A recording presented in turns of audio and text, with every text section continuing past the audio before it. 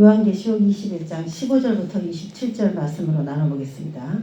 그 성은 네모가 반듯하여, 제목을 그렇게 정했는데, 네모가 반듯한 것이 무슨 큰 의미가 있을까 이렇게 생각하지만 이 말을 들어보면은 16절에 있는 말씀인데, 이 사람들이 새 거룩한 성의 모습인데 이 사람들이 얼마나 네모 반듯한 사람이었는지를 알 수가 있어요. 어둠과의 그 타협을 완전히 근절하고, 흐트러져도 되지만 흐트러지지 않고, 뭔가 자신을 굉장한 진리라고 하는 그 틀에 정확하게 찍어 맞춘 듯한 그런 모습이 반듯하다, 이런 모습이거든요. 우리가 이제 사람 성향들도 다 있듯이 저 사람 참 반듯하다 그렇게 말하듯이 이 성은 네모가 아주 반듯해요. 그래서 하나님의 규격 사이즈, 하나님이 보시기에 정말 한치의 오차도 없이 흐트러짐도 없이 완벽한 모양을 갖춘 그런 모양이다, 이런 생각이 듭니다. 그래서 이 거룩한 성 예루살렘은 어떻게 보면 거룩한 성 예루살렘 자체, 하나님이 말씀하시고 싶은 무엇인가를 말하기도 하지만 이것은 넓은 의미로 보면 신부들의 모습이거든요. 하나님의 사람들. 그래서 오늘 이 거룩한 성새 예루살렘과 이 네모가 반듯한 이 사람들, 하나님이 보시기에 반듯해 보이는 이 사람들은 과연 어떤 존재로 요한계시록에서 소개를 하고 있는지 한번 보겠습니다. 내게 말하는 자가 그 성과 그 문들과 성곽을 측량하려고 금 갈대자를 가졌더라, 그렇게 얘기하고 있습니다. 주로 측량 도구들이 이제 갈대자죠. 갈대를 잘라서 이렇게 쟀어요, 일정한 사이즈로. 그래서 자가 없으니까 옛날에는 뭐 큐빗이다 해서 팔꿈치부터 이 손가락 끝에까지 너비를, 또 손바닥의 너비를 더 더한 그런 갈대자로 재기도 했던 에스겔서의 말씀도 있습니다. 자, 그런 자를 쓰기도 하는데 오늘은 이제 금 갈대자를 썼어요. 그래서 오늘 여기 등장하는 거는 다 같이 있는 거, 금이라든지 보석, 여러 가지 희귀하고 귀한, 그리고 돌로 말한다면은 굉장히 연단된, 보석은 그냥 나오는 게 아니거든요. 굉장히 고열과 압축에 의해서 나오는, 땅속에서 캐지는, 일단 돌멩이는 아니니까 돌 종류이는데 돌은 아니에요.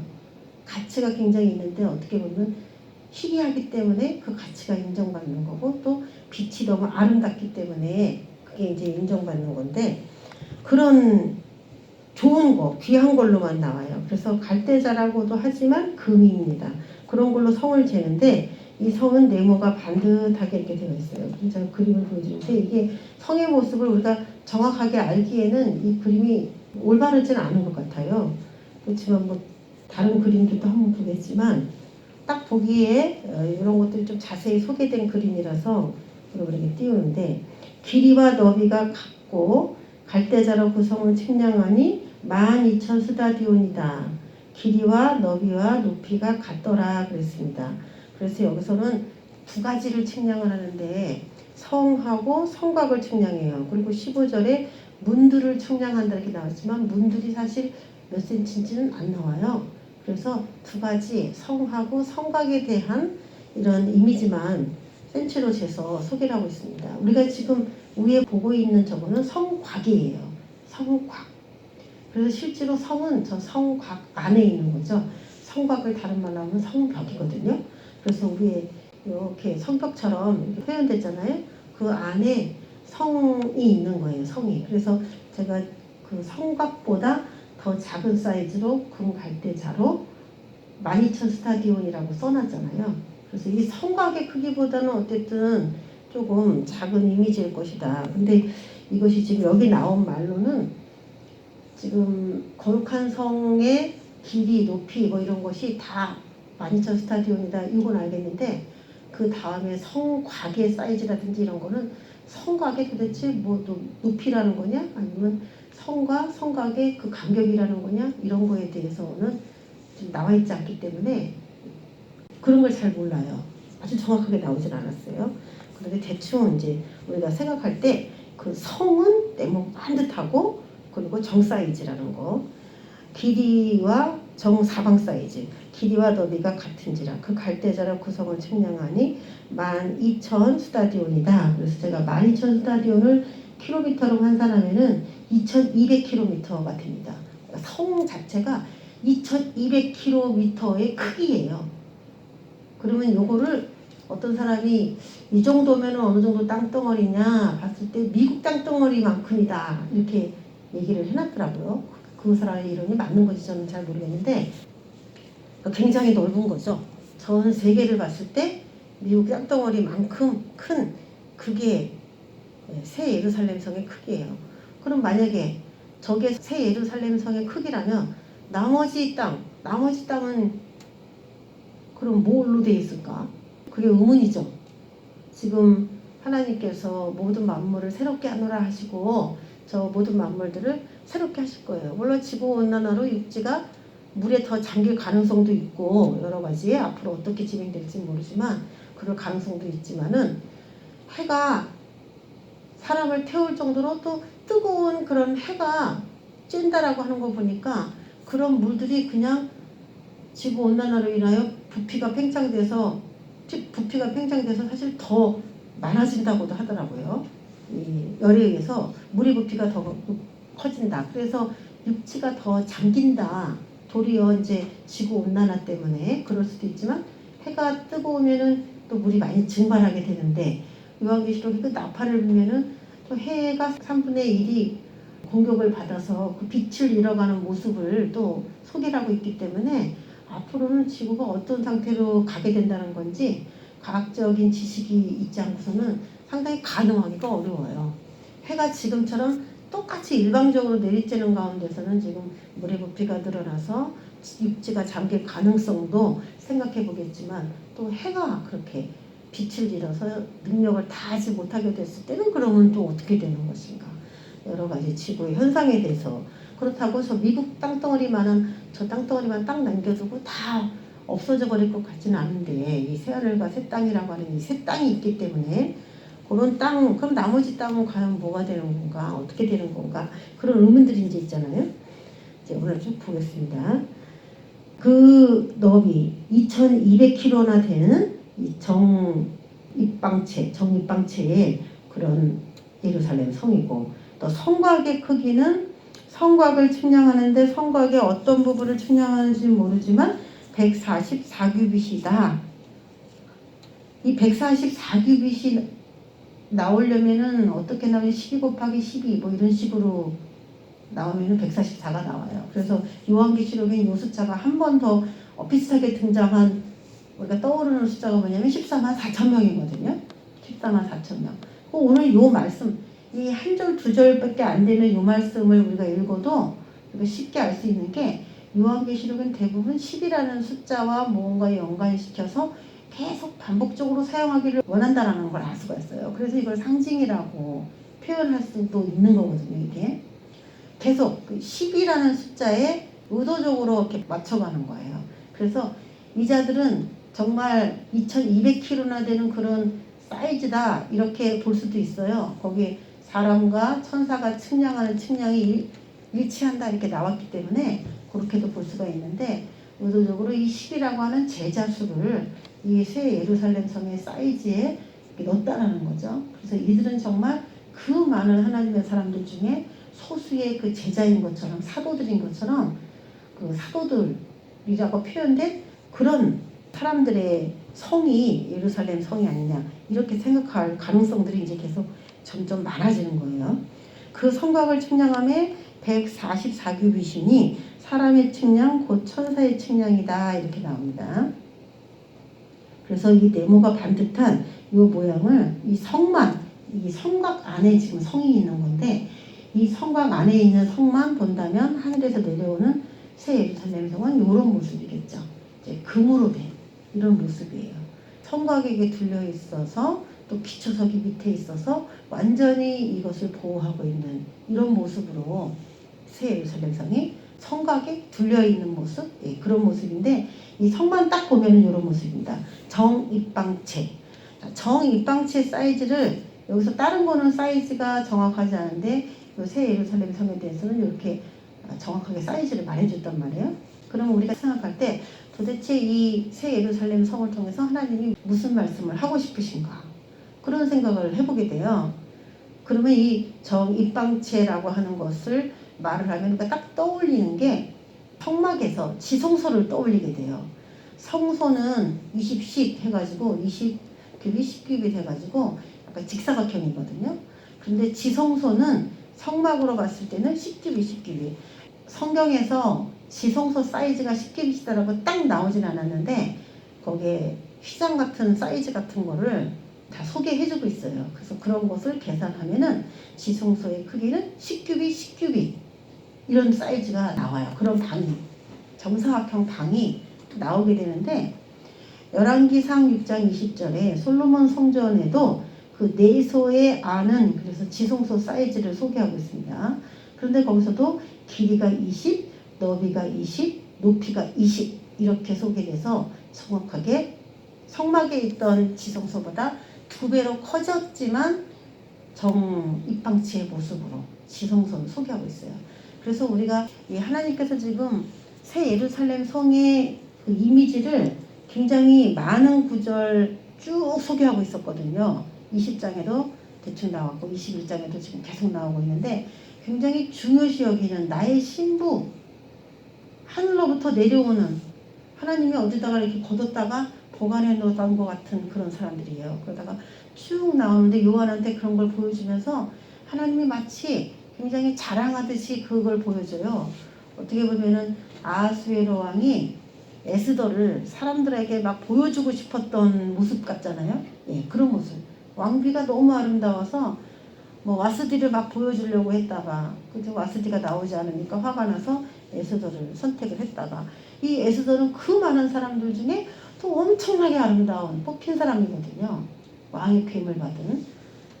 그러니까 이 왕비를 자랑하고 싶은 왕들의 마음이 구약에 많이 소개가 되고 있는데 하나님이 맨 마지막에 그렇게 자랑하고 싶었던 나의 여자, 나의 교회, 그걸 한마디로 말하면 이 거룩한 성 예루살렘이에요.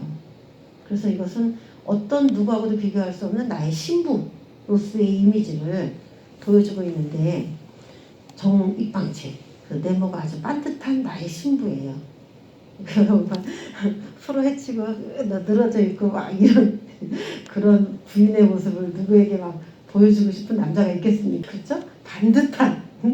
반듯하고 멋있고 뭔가 남한테 막 내세우고 싶을 만한 그런 와이프를 가진 우리 하나님인 거예요. 어떻게 보면 며느리, 예수 그리스도의 며느리로 딱 있는데 너무 그 며느리감이 반듯한 거야. 그런 모습이죠. 이게 하나님이 신부이기도 하지만은 그런 모습입니다. 자, 오늘 거기서 우리가 좀 이해하기 어려웠던 말이 사람의 측량 곧 천사의 측량이다. 17절에 그 말이 조금 어렵게 번역이 되어 있는 것 같아요. 그래서 좀 쉽게 본다면은 제가 여러 번역본을 쭉 봤는데 다 비슷비슷합니다. 그래서 제가 쉬운 말 성경하고 쉬운 성경하고 그렇게 나온 것만 제가 올려놨는데 이때 천사가 사용한 측량 잣대는 사람들이 쓰는 것과 똑같은 것이었습니다. 쉬운 성경은 천사는 사람들이 쓰는 자로 이 모든 것을 재었습니다. 이렇게 표현했어요. 그러니까 지금 사이즈 12,000 스타디온이라는 이 사이즈가 우리가 생각하는 12,000 스타디온 2200km와 똑같다고 생각하면 된다 이런 거죠. 그러니까 사람들이 재는 방법으로 사람들과 같은 잣대로 뭐 이렇게 이해를 하면 딱 맞는 거예요. 네, 그런 모습인데 그 성곽은 벽옥으로 쌓여 있고 그 성곽을 보시죠? 성곽은 벽옥으로 쌓여 있고 그 성은 정금인데 아까 보여줬죠? 그 성은 안 보여요. 지금 여기서는 그 성은 요 안에 있는 건데 정금이에요. 그리고 성곽은 다 지금 벽옥이고 또 맑은 유리 같더라. 요거는 뭘 말하는 거냐면 그 이게 이제 뭐 건물이다 어떤 저기 땅의 일부다 이렇게도 생각했지만 이게 사람이잖아요. 사람의 모임이기 때문에 그 사람들이 얼마나 연단된 사람들인지를 보여주는데 벽옥같이 보석이고 또 정금같이 불에 단련돼서 불순물이 다 빠져있는 순수한 사람, 그리고 맑은 유리 같더라. 속에가 혼탁하고 그런 게 하나도 없는 그런 나의 신부의 모습인 거죠. 굉장히 찬란하고 아름답고 티가 하나 없는 상태. 근데 제가 놀라운 게 우리가 강화유리 같은 거 쓰잖아요. 이 두꺼운 강화유리. 그거를 문으로도 쓰고 유리 창으로도 쓰는데 그 강화유리가 우리가 반찬통으로도 써요. 근데 그 유리가 언제는 그냥 멀쩡하게 반찬통으로도 쓰이고 저런 창문으로도 쓰이고 그래요. 그런데 이것을 불로 녹여서 유리를 만들 때 거기에 불순물들이 다 녹지 않은 불순물들이 이렇게 껴있잖아요. 그럼 일정한 시간이 지나면 이게 언젠가로 팍 폭발을 해요.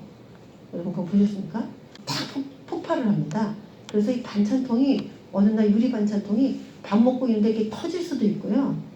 유리창이나 대문이 퍽 터질 수 있어요. 그게 빵 하고 터지더라고요.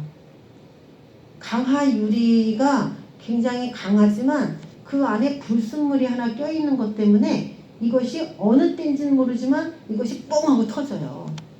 유리는 안전하다 이렇게 생각했는데 유리도 그렇게 안전하지 않더라고요. 그 불순물 하나가 그 유리에 어느 정도로 그게 들어있겠습니까? 아주 작은 눈에 뵈지도 않는 그런 불순물인데 이 유리를 이렇게 터뜨리는 거예요. 그래서 여기서 이 맑은 유리라고 하는 거는 의미가 그런 불순물 자체가 있어서 언젠가는 뻥 하고 자기의 이미지를 관리하지 못하고 터져버리는 그런 모습이 이미 없는 사라져버린 그런 모습을 표현하고 있어요. 강화유리도 굉장히 무서운 거고 유리라고 해서 다 똑같은 유리는 아니구나 이걸 알 수가 있는데 여기서 말한 유리는 굉장히 강한 열에 불순물을 태워버리고 정말 하나님이 원하는 영원히 변치 않는 터지지 않는 그런 유리로 된 나의 신부의 그런 모습이죠. 내적 모습. 모든 모습들이 이렇게 표현된 거예요. 자, 그 성의 성곽의 기초석은 각색 보석으로 꾸몄는데 그러면서 12보석이 쭉 나옵니다. 12보석. 자, 이런 것이 하나님의 힌트예요. 우리가 아까 대충 봤죠? 아, 이 예루살렘 성은 지성소인 것 같다. 지성소를 표현해 주려고 하는 것 같다. 이런 암시를 받았는데 이 12보석을 통해서는 뭐를 알려주시려고 하냐면은 이 12보석 하면 우리가 딱 생각나는 게 있어요. 구약에 대제사장들의 가슴에다 달았던 이 흉패 이것이 딱 떠올라요. 이 흉패의 모양을 보면은 지금 제가 그림으로 이렇게 띄워놨죠? 12개의 보석이 쫙 이렇게 붙어 있습니다. 그래서 끈을 묶어서 이렇게 매요. 대제사장. 이걸 맬 수 있는 사람은 누가 있느냐? 대제사장밖에 없어요. 이 흉패를 사용할 수 있는 권한은 대제사장밖에 없어요. 그래서 이 흉패라고 하면 떠오르는 게 대제사장이죠. 대제사장. 그럼 지성소에 누가 들어가요? 대제사장밖에 못 들어가죠. 그 이 새 예루살렘의 성의 이미지가 지성소의 이미지였는데 이 흉패, 이 보석을 열거하면서 이들이 정말 예수님 한 분이 그 하늘 열고 들어가셨던 그 유일한 대제사장이셨는데 이들도 12제자라는 이름으로 그 하늘에 높은 하늘의 경지에 우리가 높은 산에 가서 요한이 새 예루살렘 성을 봤잖아요. 그래서 새 예루살렘 성은 굉장히 높은 경지다. 제가 그렇게 말씀을 드린 적이 있는데 굉장히 높은 수준의 이 사람들의 모습을 표현한 것으로 이 얘기가 또 한 번 될 수가 있는 거죠. 그래서 이 보석이 쭉 나오는데 우리 오늘 여기 소개된 이 보석하고 출애굽기에 나온 대제사장의 흉패 그 안에 있는 이 보석을 제가 이제 서로 번호를 여기다 옆에다 적었어요. 그래서 여기서는 지금 첫 번째 보석부터 12번째 보석까지 쭉 열거를 했는데 그 오늘 우리 성경책에 보면은 첫 번째는 무슨 보석이요, 두 번째는 무슨 보석이 이렇게 쭉 나왔잖아요. 그래서 그 옆에 숫자는 우리 지금 요한계시록에 나온 그 서열의 번호를 제가 여기 옆에다가 넣은 거예요. 그래서 첫 줄에 3개 있고 둘째 줄에 보석 3개, 셋째 줄에 보석 3개, 넷째 줄에 보석 3개 이렇게 해서 12개가 지금 흉패에 있는데 여기서 공통적으로 지금 나오는 보석이 제가 숫자를 매겨놓은 요 바로 보석입니다. 그러면 지금 홍보석, 황옥, 녹주옥, 남보석, 홍만호, 자수정, 녹보석, 벽옥 이제 요 보석들은 지금 다 소개가 되고 있고 지금 일치하지 않는 보석이 성류석, 호박, 백만호, 홍만호 이렇게 4개의 보석만 일치하지 않아요. 그런데 이게 뭐 다른 이름으로 또 불려질 수도 있는 보석인지 제가 그건 잘 모르기 때문에 똑같은 것만 그냥 표시를 해도 8개의 보석은 똑같아요. 다.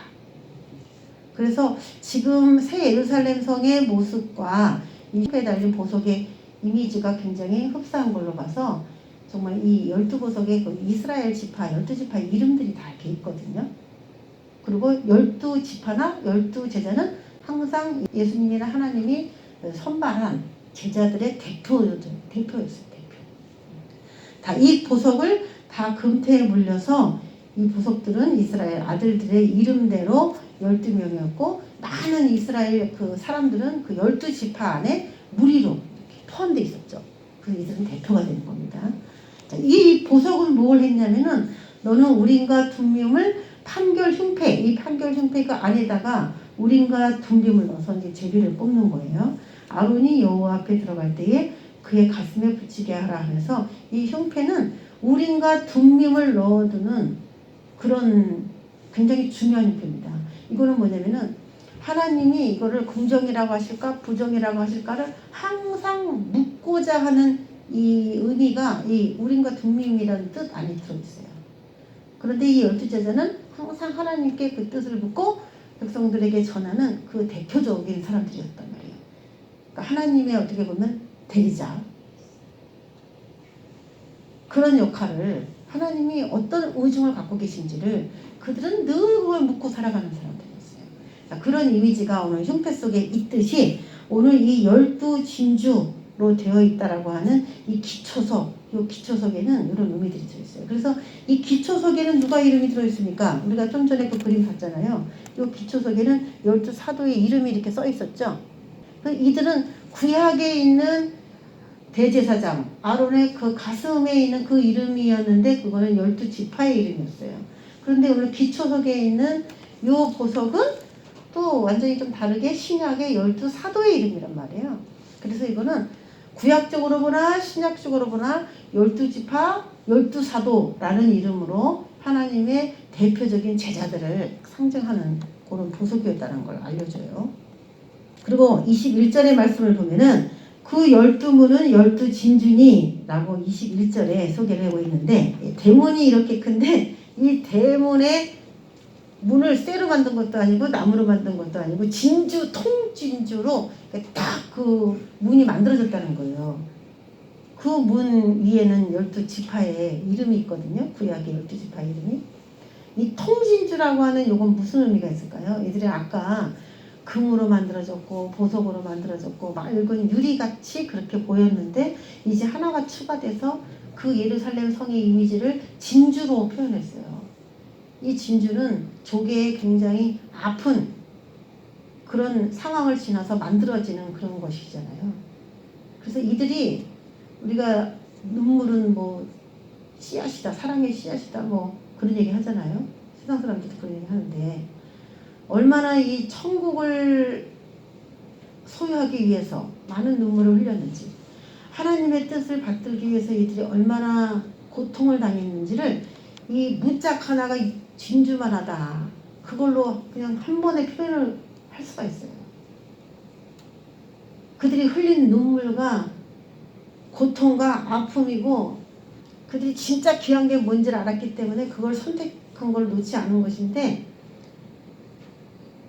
그것을 통진주라고 하는 이 표현으로 사용을 한 것이죠. 그러니까 하나님 보시기에 이게 얼마나 영광스럽습니까? 우린 지금 이제 아프고 고통스럽고 힘들 수도 있어요. 예수님을 믿으면서 그렇게 호락호락하진 않다 이런 생각을 할 수도 있는데 이런 것이 그 사람들을 굉장히 강하게 하고 단단하게 하고 아름답게 하고 빛나게 하고 가치 있게 해요. 눈물의 쓴자를 맛보지 않으면은 눈물의 빵을 먹어보지 않으면 그런 얘기 하거든요. 인생을 말할 수 없는 것처럼. 이들은 그런 존재들입니다. 그래서 어떻게 하나님께서 표현을 하셨느냐. 그 성은 해나 달의 비침이 쓸데없다. 어떻게 보면 하나님과 하나가 되어버렸기 때문에 하나님이 가지고 있는 그 금의 모습 하나님의 보좌가 막 금으로 되어 있고 무지개로 둘려 있어서 마치 보석 같고 막 그렇게 표현됐었거든요. 그리고 하나님의 임재가 거의 가득했었는데 이 예루살렘 성의 모습이 약간 하나님의 모습과 흡사한 그런 모습으로 표현되고 있어요. 그래서 해나 달의 비침이 쓸데없어요. 그들 자체가 굉장히 아름다운 모습을 표현해주고 있는데 이는 하나님의 영광이 계속 비치고 있기 때문이고 어린 양이 그 등불이 되심이라. 만국이 그 빛 가운데로 다니고 땅의 왕들이 자기 영광을 가지고 그리로 들어가리라. 이렇게 나옵니다. 23절 24절의 말씀 보면 해나 달의 비침 얘기하죠. 영광이 비치고 등불이 됨이라. 만국이 그 빛 가운데로 다니고 땅의 왕들이 자기 영광을 가지고 거기에 합류합니다. 이렇게 계속 이 두 절 동안에 비침, 영광, 등불, 빛, 영광 이런 표현으로 굉장히 빛이 없는데도 그 자체가 빛으로 만들어져 있는 존재라는 것을 강조를 하고 있고 또 빛을 가진 자들이 거기에 합류하는 모습을 또 보여주고 있고 또 거기에 보면은 하나님이 어린 양과 하나님이 그 성전이심이라 그러면서 성전이 없어졌어요. 성전이 없어졌는데 하나님이 이미 예루살렘 성 안에서 그냥 성전 되신 것처럼 하나님의 백성과 그냥 하나로 그냥 흡수되어 계신 모습을 보여주는 거예요. 이건 뭐냐면은 이제 내 백성과 하나님을 따로 떼어놓고 여태까지 계속 봤는데 이제는 내 백성과 하나님이 하나의 예루살렘 성 안에서 강한 임재와 영광과 빛으로 그냥 뭉쳐 계신 모습이에요. 이거는.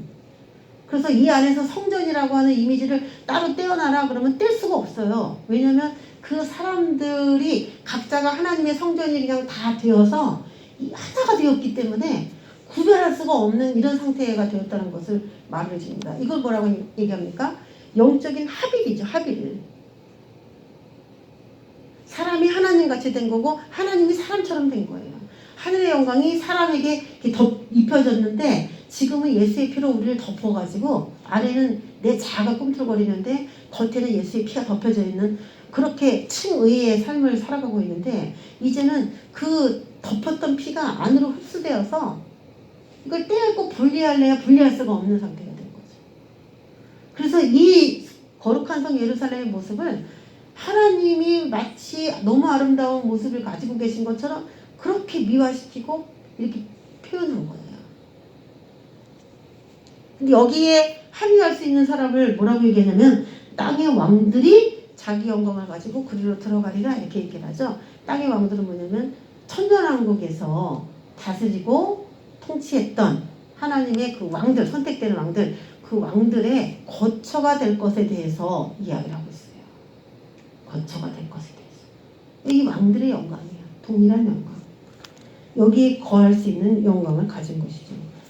그리고 24절에 만국이 그 빛 가운데로 다닌다는 얘기는 뭐냐면 이 빛의 누림을 누구에게 주기를 원하는 거냐면 만국이라고 하는 우리 아까 새 예루살렘 성의 모습이 미국 땅만 하다 이렇게 얘기를 했는데 나머지는 뭐냐면 만국이에요. 만국. 그 만국이 이 예루살렘 성에서 나오는 하나님과 내 백성의 그 융합체에서 나오는 빛으로 인하여 그 누림을 같이 이렇게 누리는 거죠. 그런 모습입니다. 이게. 밤이 없다. 예. 그래서 뭐 등불이 필요 없어요. 이들 자체가 이제 밤이 없다. 왜 밤이 없다고 얘기했다 그랬어요? 바다도 다시 있지 않더라. 이 얘기할 때 제가 밤을 얘기했잖아요. 바다도 다시 있지 않기 때문에 이제 더 이상 어둠이나 사탄이나 밤을 만들어내는 어떤 존재 자체가 다 사라져버렸기 때문에 의미가 없어요. 이제 그것이. 그래서 이제는 하나님과 그 선행, 믿음의 사람들이 한 선행, 그 선행 자체가 100% 24시간을 지배해요. 그러니까 창세기에서 지금 많은 것이 변화가 됐죠. 어둠을 가르시고 혼돈하고 공허한 지구를 물 바깥에서 일부 꺼내셔서 그때부터 생명나무를 인간에게 주시고 먹게 하시고 또 어둠과 싸우게 하시고 교회를 만드신 우리 하나님이셨는데 이제 그 교회가 승리함으로 인하여 더 이상 교회를 연단시키고 훈련시키는 시험하는 사탄의 어둠의 조직들은 필요가 없게 된 것이고 그거를 다 불못에 집어 던졌기 때문에 낮은 빛이 점령하고 밤은 어둠이 점령하는 이런 시스템의 천지창조에서 이제 한 걸음 더 완전히 나아가서 이제 밤이라고 하는 어둠의 세력을 완전히 퇴치해버린. 바다도 다시 있지 않더라. 그리고 오늘 여기서 밤이 없음이라 이런 얘기는 동일한 말씀이라고 보면 됩니다. 하나님의 백성들의 완전한 승리를 지금 선언하고 있는 겁니다. 그래서 사람들이 만국의 영광과 존귀를 가지고 그리로 들어가겠고, 예. 그 만국의 영광과 존귀를 가지고 그리로 들어가는 요 사람들이 또 나와요. 그러니까 땅에 왕들이 있고 어떤 사람들이 거기로 들어가는 그런 모습이 나오는데, 무엇이든지 속된 것이나 가증한 일 또는 거짓 말하는 자는 결코 그리로 들어가지 못하되 오직 어린 양의 생명책에 기록된 자들만 들어가리라. 그러면서 이 만국의 누림 가운데 들어가는 사람들은 생명책에 다 기록돼야 들어간다라고 얘기하고 있습니다. 자, 그럼 정리를 해보자면은 새로운 세계에 존재하는 것이 세 가지가 있어요. 새 하늘, 새 땅, 새 예루살렘 성, 이렇게 세 가지가 등장을 합니다. 그래서 우리가 이걸 잘 이해를 해야 되는데, 우리가 지난 시간에 제가 깊이 다루진 않았습니다. 이 본문을 할 때 다루면 되기 때문에 20장 9절에 보면은 곡과 마곡이 다시 일어나서 전쟁을 일으키는 장면들이 나오는데, 이건 메시아 천년왕국이 끝날 때의 이야기였어요. 근데 그 곡과 마곡을 미혹해서 탄들이 다시 천년 동안 무적행에 있다가 풀려났을 때 그들이 지면에 널리 퍼져서 성도들의 짐과 사랑하시는 성을 두름에 하늘에서 불이 내려와 그들을 태워버렸다. 이렇게 하는 얘기가 나옵니다. 여기에서 이 메시아 천년왕국의 모습이거든요. 이게 20장이기 때문에 메시아 천년왕국의 모습이 어떤 식으로 되어 있냐면, 성도들의 진이라고 하는 진이 따로 있고 또 사랑하시는 성이라고 하는 성의 이미지가 따로 이렇게 구분이 되어 있었어요. 근데 이들을 둘러가지고 전쟁을 일으키려고 하니까 하늘에서 불이 내려서 그들을 태워버렸다 이렇게 얘기하고 있는데, 성도들의 진과 사랑하시는 성 이렇게 나눈 거 보면 분명히 예루살렘 성이 사랑하시는 성이 되겠고, 또 성도들의 진이라고 하는 이런 자리는 따로 있어야 된다는 얘기가 되죠. 그래서 새 하늘과 새 땅이라고 하면은 지금 우리가 새 예루살렘 성을 계속 봤는데, 이 새 예루살렘 성 자체가 새 땅의 전부는 아닌 거예요. 일부인 거예요. 새 땅은 성도들의 진, 성도들이 진을 치고 살고 있는 주거지, 그런 주거지로 사용되고, 새 예루살렘 성은 사랑하시는 성으로 존재한다 해서 제가 위에 20장 9절에 있는 성도들의 진과 사랑하는 성을 새 땅과 새 예루살렘을 구별하는 말로 제가 여기다가 써놨어요. 새 땅은 성도들이 앞으로 살 그럴 지역이고, 새 예루살렘 성은 하나님의 사랑하시는 그런 특별한 성으로 이렇게 소개를 하고 있는 이 본문을, 자, 구약에서는 그러면 또 어떻게 얘기하는지 소개를 해드리겠습니다. 느헤미야 11장 1절에 보면은 성전을 건축하기 위해서 느헤미야가 예루살렘에 와서 열심히 해파되고 타버린 그런 예루살렘 성벽도 준수하고 성곽을 준수하고 하는 모습들이 나와요. 그리고 난 이후에 어떻게 되냐면, 백성의 지도자들은 예루살렘에 거주시킨다. 여러분, 이 얘기를 하면은 지금 뭐가 떠올라야 되냐면은, 우리가 구약 성경에 예루살렘아 예루살렘아 막 이런 얘기가 많이 나오거든요. 그런데 그 얘기를 할 때 꼭 예루살렘 성에만 이야기하고 싶은 건 아니에요. 하나님이 이스라엘을 대표해서 우리 가정 중에서 그 대표 가장 이름만 얘기하면은 뭐 누구 왜 몇 명 이렇게 되듯이 그 대표적인 이름이 있듯이 그렇게 대표자 이름이 있잖아요. 그것처럼 이 느헤미야에 있는 이 말씀에서도 이 예루살렘에 거주하는 자와 그 이스라엘 그 땅 안에 거주하는 자를 엄연히 구별하고 있어요. 그렇다고 해서 예루살렘에 대한 얘기가 나왔다고 해서 꼭 이 이스라엘과 별도로 생각하는 부분도 있지만 같이 묶어서 생각하는 그런 부분도 있다는 걸 아시는데, 백성의 지도자들은 여기서는 예루살렘에 거주했다고 하는 거 보니까 이스라엘과 예루살렘의 거주를 분명히 분리시킨 그런 일들이에요. 백성의 지도자들은 예루살렘에 거주하였고 그 남은 백성은 제비를 뽑아서 10분의 1은 거룩한 성 예루살렘에 거주하게 했고 10분의 9는 다른 성읍에 거주하게 했습니다. 그래서 오늘 이 말씀하고 매치시켜 보면은 땅의 왕들이 영광을 가지고 그리로 들어간다 하는 것은 백성의 지도자들을 암시하는 부분이고, 또 거기서 사람들이 만국의 영광과 존귀를 가지고 그리로 들어가겠다 이런 얘기는 또 그 왕들보다는 못한 서열이겠지만 10분의 1, 10분의 1이라고 하면 여러분 뭐 생각나요? 11조가 생각이 나죠. 첩권. 그쵸? 첩권. 그래서 이 내가 볼 때는 이런 이 백성, 남은 백성이라고 하지만 이들도 하나님이 볼 때는 장자, 첩것에 해당되는 이런 사람들인데 굳이 이렇게 두 부류로 나눴단 말이에요. 백성의 지도자 아니면 그 장자 이런 식으로 나눴단 말이에요. 그래서 지배를 할 수 있는 사람들이 대부분 장자라고 하지만 무슨 의미에서 하나님이 지금 이렇게 땅의 백성이라는 표현을 하고 있고 밑에 사람들이라고 하는 표현을 따로 썼는지 요거를 이제 이해하기는 좀 어렵지만 대충 생각해 본다면은 이 땅의 왕들은 이 지구가 존재할 때 천년왕국이 생기기 전에 이미 이겼다고 선언을 받아서 그래서 천년왕국에서 왕노릇한 사람들이에요. 그 왕노릇한 사람은 천년왕국에도 왕으로 들어가요. 그리고 새하늘과 새 땅에도 왕으로 들어가요. 우리가 육체를 가지고 있는 이 땅에서 살아갈 때 이기고 승리한다면 장자가 된다면 그 사람은 메시아 왕국에도 왕으로 들어가 입성하고 새 예루살렘에도 당연히 지금처럼 땅의 왕들이 그 영광을 가지고 지금 입성하잖아요. 그렇게 갑니다. 그러니까 제일 좋은 건 뭐냐면 이 땅 가운데서 우리가 이기는 것이 가장 중요하고 좋은 거예요. 그러면 여기서 말하는 사람들, 이 사람들이 이 느헤미야에서의 말하고 연관돼 보면 남은 백성은 제비 뽑아 10분의 1은 거룩한 성에 거주한다. 이 10분의 1이라고 하는 11조의 개념인데 이 사람들을 남은 백성이라고 하는 백성으로 이렇게 넣었단 말이에요. 왜 그랬을까? 이 10분의 1은 장자고 장자는 왕권을 받게 돼 있는데 왜 굳이 느헤미야서에서 암시를 이렇게 주고 있는 걸까? 요한계시록이랑 비교해 본다면은 제가 지금 생각하기로는 천년왕국 들어갈 때 왕으로서 하나님께서 너 통치해 라고 인정해서 들어간 사람은 우리가 이해를 해요. 그런데 요 또 부류 그리고 여기서 말한 사람들이 만국의 영광과 존귀를 가지고 그리로 들어간다는 요 사람들은 여기서 말하면 10분의 1 그 장자들인데 요 사람들은 어떻게 됐길래 예루살렘 성에 들어갈 수가 있었는가. 모든 하나님의 백성은 다 예루살렘 성 안에 들어가나? 이런 생각도 해볼 수 있는데 여러분 땅이 이만큼 큰데 예루살렘 성에서 다 들어가 살면은 남은 땅은 어떡하겠어요? 남은 땅은 이 나라라고 하는 하나님이 이 세상 나라를 없애시고 하나님의 나라를 만들려면 나라는 수도만 가지고는 나라라고 하지 않아요. 예루살렘은 엄연히 수도고 이스라엘을 나라라고 하죠.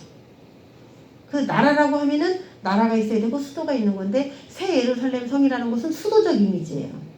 그래서 아까 제가 여러분에게 전했듯이 지성소의 이미지란 말이에요. 많은 사람 중에 또 대제사장적 이미지란 말이에요. 동일하단 말이에요, 이미지가. 그러면 지금 수도는 알았어. 그럼 이 사람들은 누구냐? 이 사람들. 힌트를 제가 드렸으니까 한번 알 수 있는 사람 있어요? 이 사람들은 어떻게 해서 왕적 권세를 가지고 들어갔는데 왕이라고는 표현하지 않았지만 그냥 사람들이라고 표현했는데 10분의 1이라는 또 여기 말씀하고 또 매치해보면 이 사람들도 왕 같은 사람이거든. 이 사람들은 누굴까? 순교자들도 다 왕의 권세를 가지고 들어간 거예요. 천년왕국에서 다 왕노릇하리로 다 했어요. 목배임 당한 자들 다 천년왕국에서 왕노릇했어요. 이 사람들은 어디서 나왔을까요? 굉장히 간단한데 원리만 하면 간단해요. 땅의 왕들이 그 전에 세계에서 천년왕국 전에서 만들어진 사람이라면 예외조항에 또 왕들이 나온다면 어디서 나오냐? 천년왕국에서 나올 수가 있겠죠. 그렇죠? 여러분 천년왕국의 육체를 가지고 들어가는 사람이 있다고 그랬잖아요. 천년왕국의 육체를 가지고 들어가는 사람이 있고 곡과 마곡이 미혹을 하면서 그 사람들을 한 번 또 시험한다고 그랬어요. 그렇기 때문에 또 새로운 그 2세대들 메시아 왕국에 들어가는 2세대들 중에서도 발탁이 돼야 되는 거겠죠. 왕적 권위와 권세를 받은 사람들이 나타나 줘야 돼요. 그래서 그 영광에 들어가는 이 사람들은 천년왕국 동안에 하나님께 또 헌신한 그런 사람들이 아니겠는가라고 이제 제가 생각을 한번 해보는 거예요. 자, 그래서 오늘 이 지도를 제가 보여드렸는데 이 그림은 무슨 그림이냐면 가운데 옛날에 그 광야에서 성전이 가운데 있고 이스라엘 백성들이 진을 치고 있는 이런 모습이에요. 그 십자가의 모습으로 딱 진을 치고 있습니다. 세 지파씩 이 네 개로 나눠져서 성전을 중심으로 동서남북 쫙 이렇게 진을 배치했어요. 이런 배치였는데 지금 새 예루살렘 성은 어디에 해당되냐면 성전이 여태는 있었지만 요한계시록에서는 그 하나님과 어린 양이 성전 되시기 때문에 이제 성전이 없어졌고 예루살렘 성 자체가 성전인 것처럼 묘사가 됐어요. 그래서 가운데 딱 있어야 돼요. 새 예루살렘 성이. 그러면 성도들의 진은 어디 있어요? 예루살렘 성을 중심으로 사방에 그 빛으로 누리면서 그 나라 안에 이렇게 포진되어 있는 모습이에요.